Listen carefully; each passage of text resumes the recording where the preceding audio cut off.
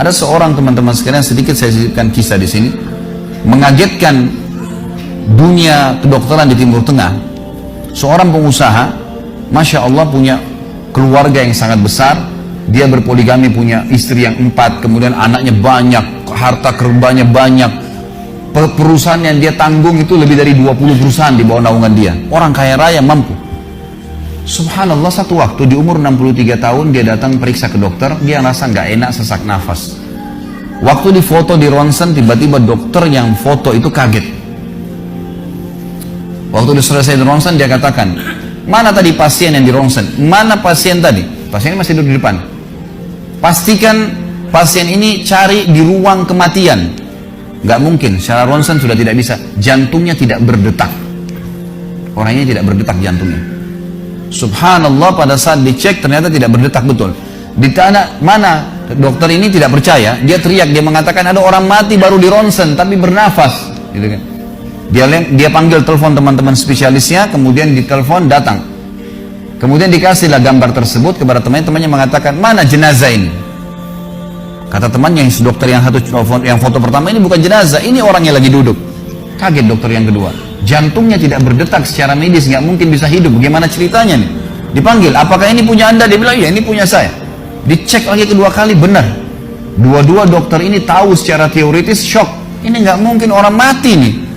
Nggak ada ceritanya nih. Dipakai alat USG pun jantungnya tidak berdetak. Kok bisa hidup nih? Bisa ngobrol. Telepon teman-temannya, sampai dokter-dokter yang asli dari Jazirah Arab pun yang ada di Eropa, dokter spesialis pada datang keesokan harinya, cek, nggak percaya kejadian ini. Dicek ternyata benar. Kemudian ditelusurin lah, kira-kira bagaimana bisa orang ini masih bernafas, masih ngomong.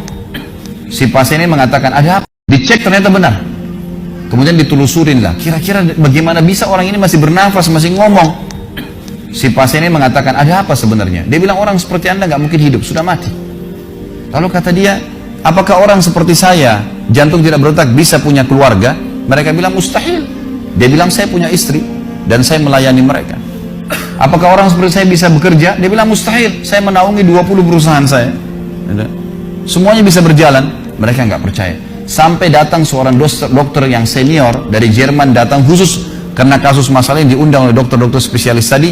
Dicek, ditemukan ternyata teman-teman sekalian, di bagian bawah jantungnya ada urat-urat saraf seperti terbuat, ya, seperti dibuat secara alami yang mengalirkan darah-darah tertentu sehingga ada pompa nafas di situ. Tidak ada di manusia lain, cuma di orang ini saja. Semua dokter mengatakan ini nggak masuk di akal, nggak ada manusia seperti ini di dunia. Jantungnya sudah tidak bergerak tapi masih bisa hidup karena dari rongga-rongga urat saraf yang keluar itu bisa masuk udara, oksigen dan terpompa akhirnya hidup dan hidupnya normal, gitu kan. Subhanallah, ini sesuatu keajaiban.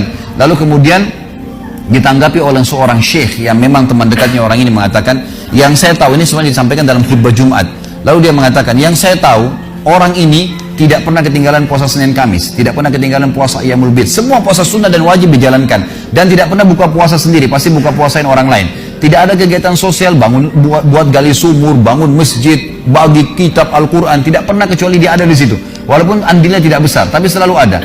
Orang tuanya selalu dibaktiin, selalu bersedekah, selalu kalau datang kepada saya diskusi tentang masalahnya orang. Ini ada tetangga saya punya masalah begini, bagaimana jalan keluarnya secara syariat, dan seterusnya. Hidupnya sibuk dengan ibadah kepada Allah Subhanahu Wa Taala. Allah ciptakan urat saraf khusus sehingga bisa terpompa, ya, udara masuk ke jantungnya. Tidak ada operasi. Ini yang dikatakan yaj'al min amri yusra, mudah, aneh, dokter nggak masuk di akalnya. Dan ini banyak orang subhanallah lupa dengan Allah Azza wa Jalla. Subuh besok insya Allah kita akan bahas lebih jauh masalah itu. Mereka tidak tahu kalau kekuatan Allah SWT. Sakit, dokter, dok, bagaimana saya bisa sembuh? Subhanallah. Sebelum pergi akhi, ukhti, bilang, ya Allah, jadikan dokter ini penyebab saya sembuh. Sembuh insya Allah. Tapi kita tidak bergantung pada manusia. Kata Nabi SAW dalam hadis qudsi riwayat Bukhari, kata Allah Azza wa Jalla, hai anak Adam, kalau kau menggantungkan nasibmu padaku, aku akan memenuhi semua kebutuhanmu. Tapi kalau kau menggantungkan nasibmu pada selain aku, maka aku akan biarkan kau dengan ketergantunganmu. Ya udah, terserah kamu, tidak akan bisa ditolong, gitu kan. Tapi kalau Allah Azza wa Jalla turun tangan, sudah berbeda ceritanya teman-teman sekalian.